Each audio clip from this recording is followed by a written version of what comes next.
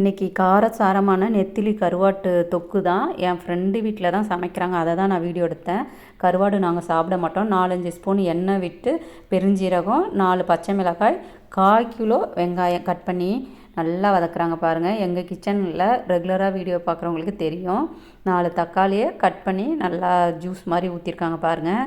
செம்ம காரம் சாப்பிடுவாங்க இவங்க குழம்ப பார்த்தாவே எனக்கு வயிறெல்லாம் வலிக்கிற மாதிரி இருந்துச்சு. அவ்வளோ காரம் கொட்டினாங்க. வெயிட் பண்ணி பாருங்கள். ஆனால் நீங்கள் இவ்வளோ காரம் யூஸ் பண்ணாதீங்க, கொஞ்சமாக காரம் போடுங்க. ஆனால் இவங்க நான்வெஜ் வந்து நல்லா டேஸ்ட்டாக சமைப்பாங்க.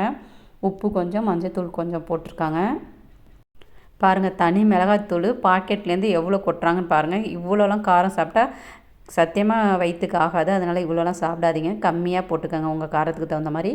மல்லித்தூள், இவங்க எதுவுமே நான்வெஜ் நல்லா காரமாக சாப்பிட்டா தான் சாப்பிட்ட மாதிரி இருக்குன்னு நிறைய காரம் போடுவாங்க.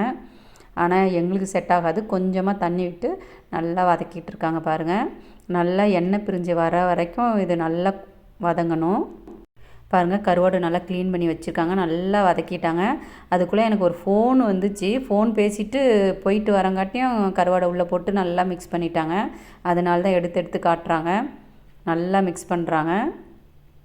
உங்கள் காரத்துக்கு தகுந்த மாதிரி இதை மாதிரி செஞ்சு பாருங்கள். நல்லா தொக்கை கிரேவியாக சூப்பராக இருக்கும். கொஞ்சமாக தண்ணி ஊற்றி விட்டுருக்காங்க.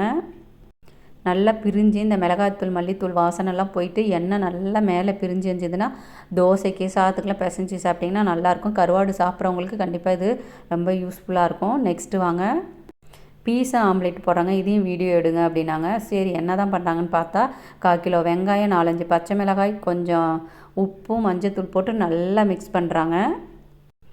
சின்னதாக ஊற்றுங்கன்னா இதாங்க பீஸா ஆம்லேட்டு. பாருங்கள் எவ்வளோ பெருசாக ஊற்றிருக்கேன்னு. ஒரே பெருசாக தோசைக்கல் அளவுக்கு 4 முட்டையும் ஒரே டைம்லேயே போட்டாங்க.